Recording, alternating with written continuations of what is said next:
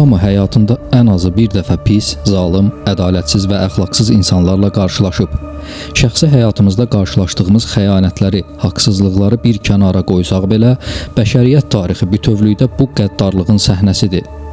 Tarix boyu milyonlarla insanın qanını tökən diktatorlar, imperialist ölkələrin gözümüzün qarşısında zəif xalqları bombalaması, uşaqların, günahsız insanların fəryadı. İnsan istər-istəməz daxilində eyni sualı qışqırır. Bəs Tanrı hardadır? Niyə bu pisliklərin qarşısını almır?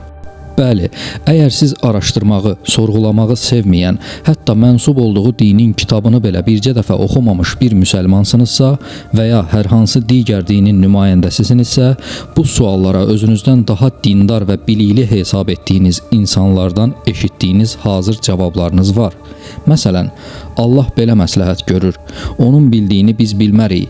Bu dünya bir imtihandır və ya onlar onsuz da cəhənnəm odunda yanacaqlar.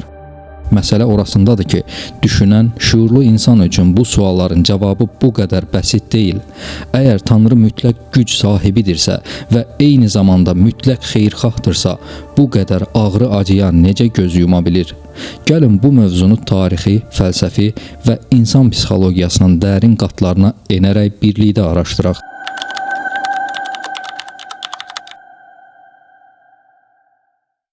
Bu sual yeni deyil.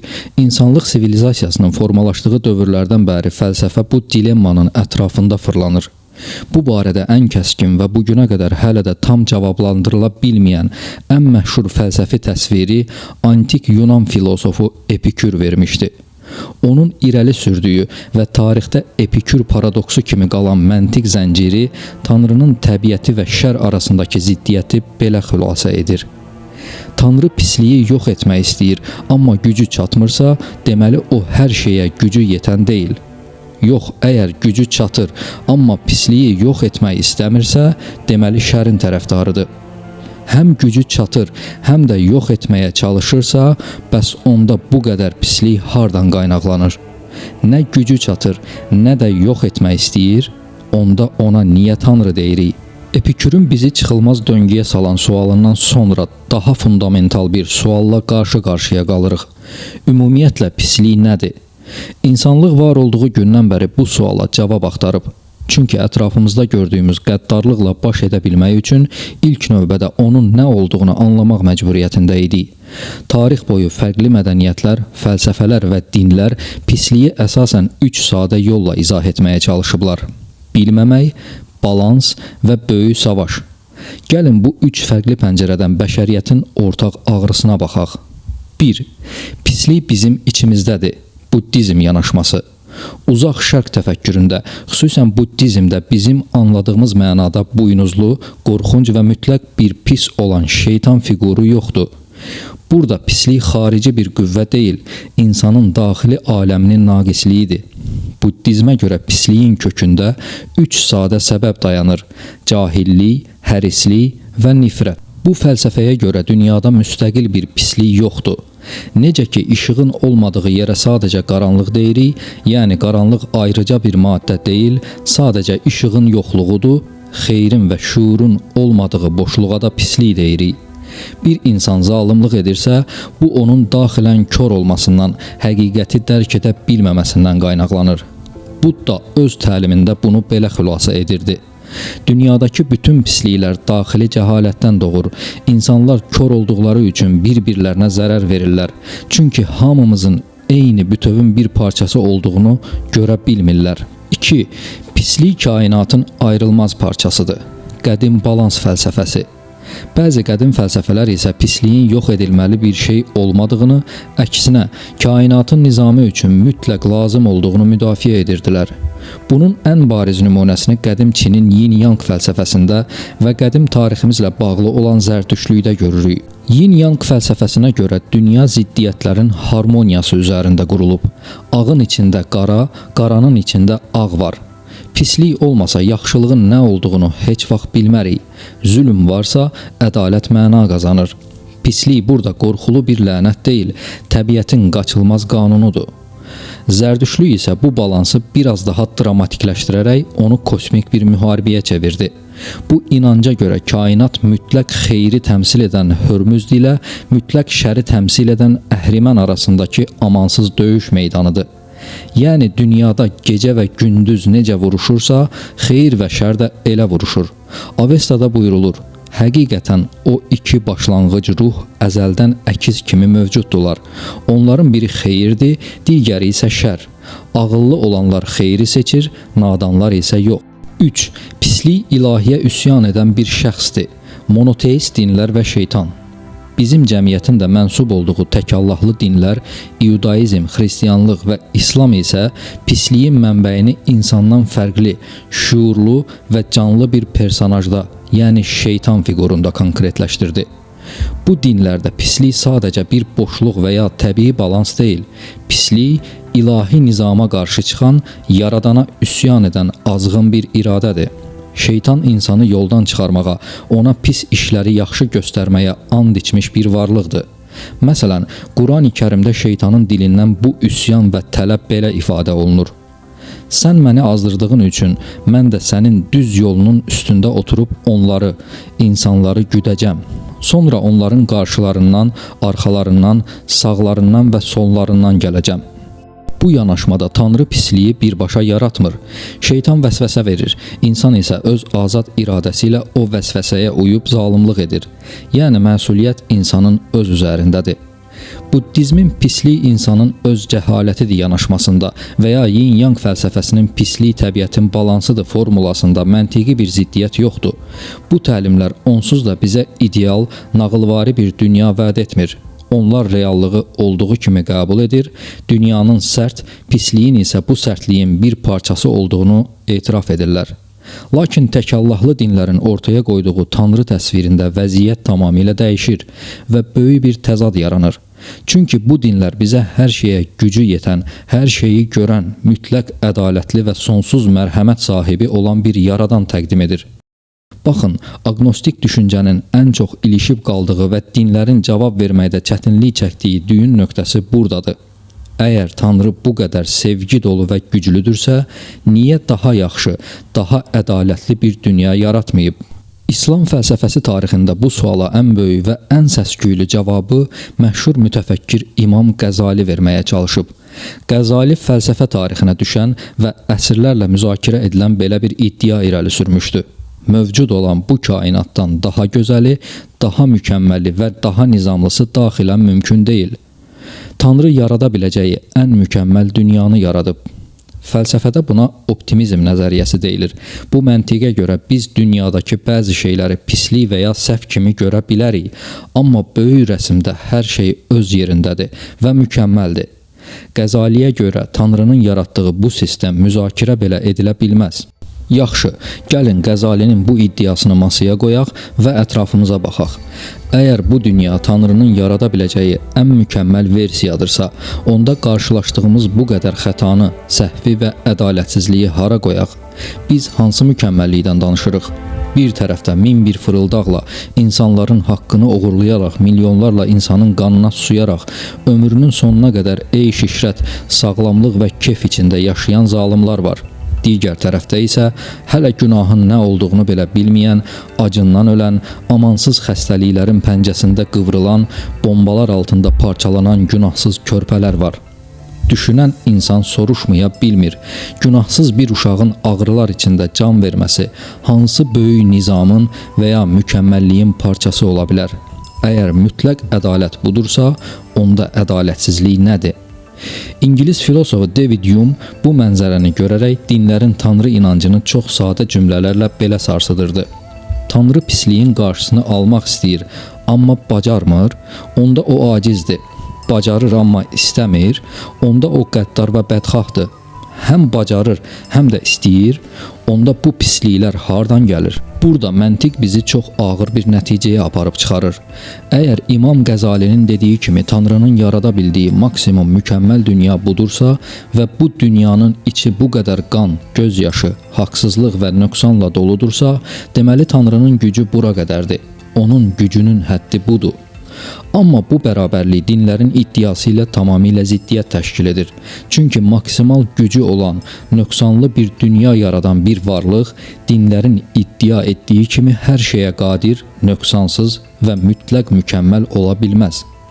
Əgər bir memar tikdiyi binanın eybəcərliyini və divarlarının çatlamasını mənim əlimdən gələn ən yaxşı bina budur deyərək müdafiə edirsə, biz o memarın dahi olduğunu qəbul edə bilərikmi? Əlbəttə yox. O zaman eyni məntiqi kainata tətbiq etdikdə qarşımıza çıxan mənzərə budur. Bu dünya nöqsanlıdırsa, onu yaradan iradə də ən azından bizim dərk etdiyimiz mənada mükəmməl deyil. Tanrının bu pislikləri niyə dayandırmadığı sualına cavab tapmaq üçün göylərə baxmaqdan imtina edib üzümüzü yerə, insanın öz içinə çevirdikdə tamamilə fərqli bir reallıqla qarşılaşırıq. Əgər bizi yoldan çıxaran buynuzlu bir şeytan yoxdursa, uşaqları öldürən, haqsızlıq edən, zəifləri əzən o zalimları hərəkətə gətirən nədir? Pisliyin insan psixologiyasındakı əsası hardan qaynaqlanır? Bu mövzuda bəşəriyyətin baxış bucağını kökündən dəyişən və insanın daxilindəki o qaranlıq otağın qapısını açan ilk insan psixanalizmin banisi Sigmund Freud'dir. Freud bizə çox acı bir həqiqəti öyrətdi. İnsan təbiətən mələk deyil, əksinə hər birimizin daxilində gizlənmiş, zəncirlənməyi gözləyən vəhşi bir heyvan var. Freud insan psixikasını 3 hissəyə ayırdı: id, ego, superego. İd instinktlər zolağıdır. O bizim daxilimizdəki ən qədim, ən vəhşi tərəfdir. Onun nə əxlaqdan xəbəri var, nə də qanundan. O sadəcə iki şey istəyir: həzz almaq və aqressiyasını boşaltmaq. Körpə uşağı düşünün, acanda ağlayır, ətrafındakıların vəziyyəti onu maraqlandırmır. Bax, id tam olaraq budur. Superego isə daxili polisdir.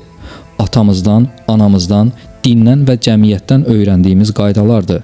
O bizim daxili vicdanımız, polisimizdir. Bizə deyir, bunu etmək ayıbdır, günahdır, cinayətdir. Ego isə bu ikisinin arasında qalan, bizi real dünyada yaşadan məntiqimizdir. İdin istəkləri superegonun qadağalarını balanslaşdırmağa çalışır. Freydə görə pislik dediyimiz şey, idin superegonu məğlub edərək idarə etməni ələ keçirməsidir. Yəni daxili heyvanın zəncirini qırıb qaçmasıdır. Freud yaradıcılığının son illərində, xüsusilə 1-ci Dünya müharibəsinin gətirdiyi kütləvi qırğınları, milyonlarla insanın bir-birini vəhşicəsinə öldürməsini gördükdən sonra insan daxilində iki əsas instinktin vuruşduğunu irəli sürdü.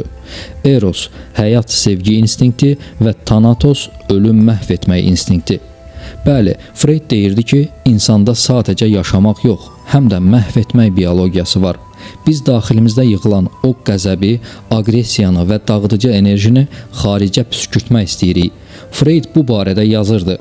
İnsan heç də sevgi dolu, özünü müdafiə edən mülayim bir varlıq deyil. Onun instinktləri arasında çox ciddi miqdarda aqressiya və qəddarlıq potensialı var. Fürsət düşən kimi daxilindəki o heyvani qəddarlıq superegonun zəncirlərini qırır və insan digər insanı ovlamaq istəyən bir canavara çevrilir. Bunu anlamaq üçün uzağa getməyə ehtiyac yoxdur. Gündəlik həyatımıza baxaq. Məsələn, bir insanın sosial şəbəkələrdə heç tanımadığı birinə qarşı heç bir səbəb olmadan qusduğu nifrət, təhqirlər nədir? Freydə görə bu, insanın daxilindəki Thanatosun, yəni məhv etmək instinktinin anonimlik arxasında gizlənərək superegonun, yəni cəmiyyət qorxusunun nəzarətindən qaçmasıdır. Ekran arxasında polis olmadığı üçün id öz vəhşiliyini rahatca çölə buraxır. Yaxşı, bəs böyük zalimlar, diktatorlar, imperialist qatillər bunu necə edir? Onların superegosu, yəni vicdan mexanizmi hardadır? Freud burada çox dahi bir diaqnoz qoyur: proyeksiya, əks olunma və rasionallaşdırma.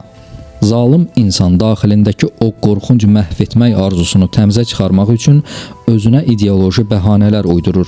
Məsələn, bir diktator insanları öldürərkən daxilən vicdan əzabı çəkmir. Çünki o beynində bunu vətəni qorumaq, ali məqsəd və ya dinin zəfəri kimi rasionallaşdırır. O öz vəhşiliyinə əxlaqi bir don geyindirir. Freud fəlsəfəsinin bizə göstərdiyi reallıq budur. Dünyadakı pisliyin arxasında metafizik qüvvələr bəhanə ola bilməz. Zalim insanları şeytanlar idarə etmir. Onları idarə edən öz daxillərindəki instinktlər və o instinktləri cilovlaya bilməyən zəif fərdi strukturlardır. Əgər pislik insanın bioloji və psixoloji quruluşunun bir parçasıdırsa, onda dinlərin dediyi insan fitrətən təmiz və məsum yaradılıb iddiası tamamilə sarsılır. Biz məsum yaradılmamışıq. Biz sadəcə daxilimizdəki vəhşini gizlətməyi öyrənmiş heyvanlarıq. Və ən qorxulusu odur ki, bəzi insanların daxilindəki o vəhşi ətrafı qan gölünə çevirmək üçün sadəcə uyğun zamanı və gücü gözləyir. Freudin insanı daxili instinktlərin idarə etdiyi vəhşi bir heyvan kimi görən qaranlıq diaqnozundan sonra onun ən dahi tələbəsi və sonradan ən böyük rəqibi olan Carl Gustav Jung məsələyə tamamilə fərqli və daha dərindən yanaşdı. Jung bizə şərin sadəcə bioloji bir aqressiya olmadığını, onun insan ruhunun ayrılmaz bir parçası olduğunu öyrətdi. Jungun fəlsəfəsində şərin və pisliyin analizini anlamaq üçün onun psixologiya tarixinə qazandırdığı ən məşhur anlayışla tanış olmalıyıq. Kölgə. Junga görə hər bir insanın iki siması var. Birincisi, bizim cəmiyyətə göstərdiyimiz ideal, tərbiyəli, yaxşı insan maskamızdır ki, buna fəlsəfədə persona deyilir. İkincisi isə cəmiyyətin, dinin və ailəmizin bəyənmədiyi, qəbul etmədiyi üçün ruhumuzun ən qaranlıq küncünə sıxışdırılıb bastırdığımız tərəfimizdir. Bax, bu qaranlıq zirzəmi kölgə adlanır. Kölgənin içində nə var? Bizim paxıllığımız, qısqanclığımız, nifrətimiz, zalımlığımız, seksual gizlinlərimiz və cəmiyyətin pis adlandırdığı hər şey. Jung deyir ki, biz özümüzü nə qədər təmiz, məsum və dindar göstərməyə çalışsaq da, kölgəmiz bir o qədər böyüyür və qaranlıqlaşır. Çünki işıq nə qədər güclü olarsa, kölgə də bir o qədər tünd olar. Jung bu barədə yazırdı. Heç kim işıq fiqurlarını xəyal etməklə aydınlana bilməz. İnsanı aydınladan yeganə şey daxilindəki qaranlığı şuurlu hala gətirməkdir. Amma bu prosedur xoşa gəlməzdi və buna görə də populyar deyil. Yaxşı, bu kölgə gündəlik həyatda özünü necə biruzə verir və necə pisliyə çevrilir? Bunun ən sadə mexanizmi proyeksiya, özündəkiləri başqasına yükləmə prosesidir. İnsan öz daxilindəki pisliyi və qüsurları qəbul edə bilmədiyi üçün şuuraltı olaraq onları başqalarında axtarmağa başlayır. Məsələn, daxilən hamıya paxıllıq edən, amma özünə mən çox xeyirxah adamam maskası taxan bir şəxs ətrafındakı hər kəsi paxıllıqda ittiham etməyə başlayır. Sosial şəbəkələrdə insanları amansızca linç edən, hər kəsə əxlaq dərsi keçən, dindarlıq adı altında başqalarının həyatını cəhənnəmə çevirən insanlara diqqət edin. Onlar əslində öz daxillərində boğduqları o qaranlıq eybəcərliyi başqalarına proyeksiya edir və onları daşlayaraq daxilən rahatlayırlar. Jungun dediyi kimi, başqasında nifrət etdiyimiz şey əslində öz daxilimizdə qəbul etməkdən qorxduğumuz öz parçamızdır. Məsələ fərdi səviyyədən çıxıb kütləvi zalımlığa, diktatorlara, müharibələrə gəldikdə isə Jung kollektiv kölgə anlayışını ortaya qoyur. Bir diktator və ya zalım lider əslində cəmiyyətin daxilində bastırılmış milyonlarla insanın ortaq qaranlığının, nifrətinin və qəddarlığının vizuallaşmış formasıdır. Məsələn, 2-ci Dünya müharibəsində milyonlarla normal ailə başçısı, savadlı Alman insanı necə oldu ki, bir günün içində konsentrasiya düşərgələrində uşaqları qaz kameralarına göndərən canavarlara çevrildi. Dinlər deyir ki, onları şeytan azdırdı. Freud deyir ki, bioloji instinktləri baş qaldırdı. Jung isə deyir ki, Hitlerin gəlişi ilə cəmiyyətin fərdi kölgələri birləşdi, kollektiv bir qaranlıq yarandı və insanlar öz fərdi vicdanlarını o kollektiv kölgəyə təslim etdilər. Zalim insan öz qaranlığını qəbul etməyən və onun tərəfindən idarə olunan insandır. O özünü mütləq xeyir zənn etdiyi an qarşısındakı hər kəsi mütləq şər elan edir və onları məhv etməyi özünə rəva bilir. Jung fəlsəfəsinin teologiyaya vurduğu ən böyük zərbə, agnostik yanaşmaya verdiyi ən böyük arqument budur. Pislik kənardan gələn bir infeksiya deyil, varlığın öz sütunudur. Dinlər bizə Tanrının sadəcə işıq və sevgidən ibarət olduğunu, pisliyin isə ondan müstəqil yaranan bir xəta, şeytan olduğunu deyir. Jung isə iddia edir ki, əgər bir yaradan varsa, o həm işığın, həm də qaranlığın mənbəyidir. Ruhun bütövləşməsi üçün qaranlığı inkar etmək yox, onunla üzləşmək lazımdır. Əgər pislik bizim psixologiyamızın, yaradılışımızın bu qədər dərin və ayrılmaz bir aspektidirsə, Tanrının zalimları bu dünyada cəzalandırmasını gözləmək absurddur. Çünki sistem özü bu ziddiyyət üzərində qurulub. İnsan öz daxilindəki kölgəni tanımadıqca, onu şuuru ilə idarə etməyi öyrənmədikcə, dünyadakı zalimlıqlar da heç vaxt bitməyəcək. Göylərdən bir xilaskar gözləmək əvəzinə insan öz daxilindəki canavarla üz-üzə gəlməyə cəsarət etməlidir. Freud insanı daxili instinktlərin oyuncağı olan vəhşi bir heyvan, Jung isə daxili qaranlığı ilə üzləşməli olan ziddiyyətli bir varlıq kimi görürdü. Lakin Avstriyalı psixiatr Viktor Frankl pisliyə və zalımlığa tamamilə fərqli, həm də daha sarsıdıcı, həm də insana ümid verən bir nöqtədən yanaşdı. Franklın yanaşması sadəcə masa arxasında yazılmış fəlsəfi bir nəzəriyyə deyil. O, şərin və zalımlığın ən pik nöqtəsini 2-ci Dünya müharibəsi zamanı Auschwitz və digər nasist konsentrasiya düşərgələrində bir məhbus kimi yaşayaraq öyrənmişdi. Onun pislik və insan təbiəti barədə çıxardığı nəticələr psixologiya tarixində logoterapiya, yəni məna vasitəsilə müalicə məktəbinin yaranmasına səbəb oldu. Konsentrasiya düşərgələrində hər şey insanın əlindən alınırdı. Adı, paltarları, ailəsi, bədəninin sağlamlığı və fərdi azadlığı. Frankl orada insan psixologiyasının ən çılpaq halını müşahidə edirdi. Freud iddia edirdi ki, insanları ac buraxıb eyni çətin şəraitə salsan, hamısı eyni heyvani instinktlə hərəkət edəcək və bir-birini parçalayacaq. Frankl öz gözləri ilə gördü ki, Freud yanılırdı. Bəli, düşərgədə bəzi insanlar digər məhbusların bir tikə çörəyini oğurlayır, nasist nəzarətçilərinə yaltaqlanır və heyvanlaşırdı. Amma elə insanlar da var idi ki, öz son tikə çörəyini başqasına verir, ölümə gedərkən digərlərinə təsəlli verirdilər. Frankl bu mənzərəni belə xülasə edirdi. Biz düşərgədə insanın əslində nə olduğunu öyrəndik.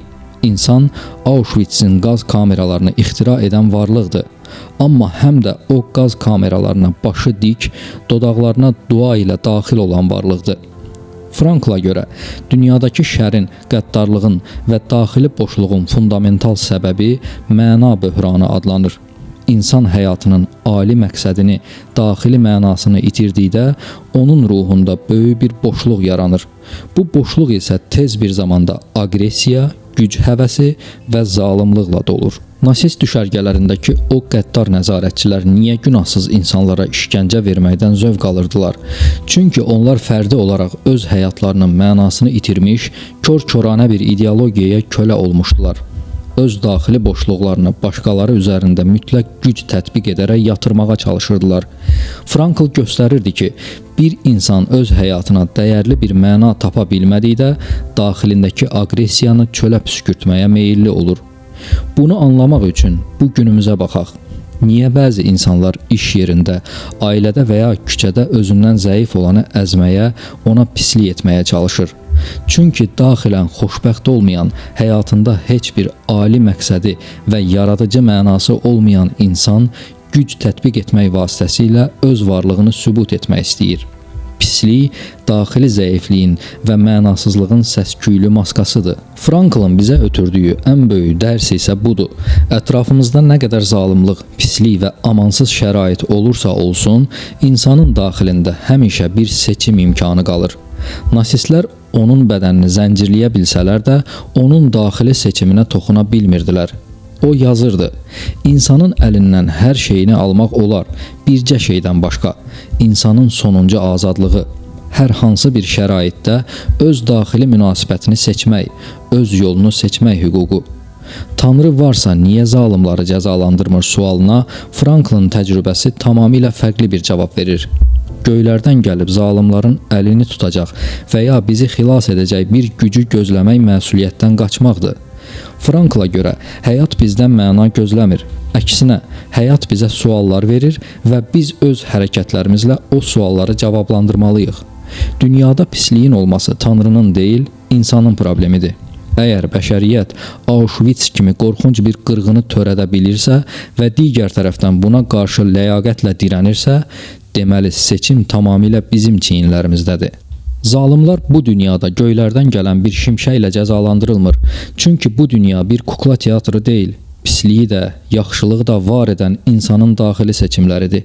İnsan öz həyatının məsuliyyətini dərk etməli və daxilindəki o son azadlıq hüququnu zalimlığa qarşı bir qalxan kimi istifadə etməyi öyrənməlidir. Videomuzun əvvəlindən bəri fəlsəfənin, dinlərin və psixologiyanın dərinliklərinə enərək eyni suala cavab axtardıq. Zalimlar niyə cəzalandırılmır? Gördük ki, dinlərin vəd etdiyi mütləq ədalətli göy qüvvəsi reallığın divarına dəyib parça-parça olur. Bəs onda insanlıq bu qəddar dünyada tamamilə çarəsizdirmi? Ədaləti bərqərar etmək üçün mütləq göylərdən bir möcüzəmi gözləməliyik? Bəşəriyyətə bu çıxılmaz tələdən qurtulmağın yolunu göstərən ən böyük zəka Alman filosofu Immanuel Kant oldu. Kant bizə çox sadə, amma dünyanı dəyişdirən bir prinsip öyrətdi. Kategorik imperativ, yəni mütləq əmr. Kant deyirdi ki, bir hərəkətin əxlaqlı və ədalətli olması üçün onun arxasında cənnət mükafatı və ya cəhənnəm qorxusu dayanmamalıdır.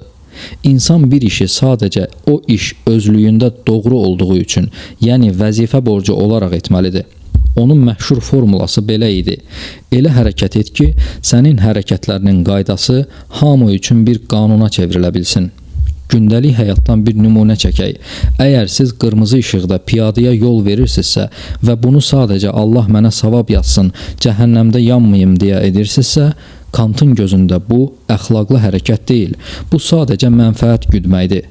Əsl əxlaq o piyadanın da insan olaraq haqları olduğunu qəbul edib, vahid qaydaya hörmət əlaməti olaraq dayanmaqdır. Kantın bu insan mərkəzli fəlsəfəsi sadəcə kitablarda qalmadı. Müasir dünyanın dərk etdiyi ən böyük nailiyyətlər, beynəlxalq insan haqları bəyannaməsi, Avropa İttifaqı kimi layihələr və qanun qarşısında hamı bərabərdir prinsipi məhz Kantın fəlsəfi mirası üzərində quruldu. Bu sistem bizə insanların irqindən, dinindən, statusundan asılı olmayaraq eyni qaydalar qarşısında cavab verməli olduğunu öyrətdi. Bəli, bu sistem mükəmməl deyil. Bugün də beynəlxalq hüququn gücü bəzən böyük imperiyaların zalimlığını dayandırmağa yetmir. Rüşvətlə qaçan cinayətkarlar olur. Amma bu dünyəvi, insani sistem bəşəriyyət tarixinin indiyə qədər icad etdiyi ən yaxşı və ən işlək ədalət mexanizmidir. Dinlər əsrlər boyu iddia ediblər ki, əgər Allah inancı və cəhənnəm qorxusu olmasa, insanlar bir-birini parçalayar, cəmiyyət əxlaqsızlıq içində boğular. Lakin bugünün dünyasında real mənzərə bu iddianı sadəcə bir mif olduğunu sübut edir. Gəlin bugün dünyanın ən xoşbəxt, ən təhlükəsiz və ədalətli regionu olan Skandinaviya ölkələrinə, Danimarka, İsveç, Norveçə baxaq. Bu ölkələrin əhalisinin böyük əksəriyyəti dindən uzaq, ateist və ya agnostikdir. Amma maraqlıdır ki, dünyada korrupsiyanın ən az olduğu, insan haqlarının ən yüksək qorunduğu, küçələrində zalimlığın yox dərəcəsində olduğu yerlər məhz oradadır. Yaxud üzümüzü şərqə çevirək, Yaponiya. Yaponların bizim anladığımız mənada heç bir səmavi dini inancı, göydən düşmüş dini kitabı və ya günahkarı yandıracaq cəhənnəm qorxusu yoxdur. Lakin Yaponiya bugün dünyanın ən ədalətli, ən mədəni, dürüstlük və qarşılıqlı hörmət üzərində qurulmuş ən inkişaf etmiş xalqıdır. Yerdə qalan bir cüzdanı sizə qaytarmaq üçün kilometrlərlə qaçan Yapon bunu cənnətdə huri qazanmaq üçün yox, insanlığın vahid qaydasına və ləyaqətinə inandığı üçün edir. Zalimlar onsuz da cəhənnəmdə yanacaq, yaxşılar isə cənnətdə hurilər və şərablarla eyş-işrət edəcək nağılları ilə bu dünyadakı zülm aradan qalxmayacaq. Bu inanc sadəcə aciz insanların özlərini sakitləşdirmək üçün uydurduğu psixoloji bir illüziya, bir təsəllidir. Zalim bu dünyada günahsız uşağı öldürürsə və biz cəhənnəmdə yanacaq deyib susuruqsa, bu ədalət deyil, qorxaqlıqdır. Tanrı zalimları cəzalandırmır. Çünki ədaləti bərqərar etmək göylərin yox, yerin, insanın problemidir. Əgər dünyada ədalət görmək istəyiriksə, bunu dinlərin vəd etdiyi axirətdən yox, Kantın dediyi kimi, insan ağlının qurduğu qanunlardan, güclü məhkəmələrdən və şəffaf sistemlərdən tələb etməliyik. Çünki ədalət göydən düşən bir lütf deyil, O, insanın ləyaqəti, elmi və iradəsi ilə yerdə inşa etməli olduğu ən müqəddəs qaladır. Sona qədər izlədiyiniz üçün təşəkkürlər.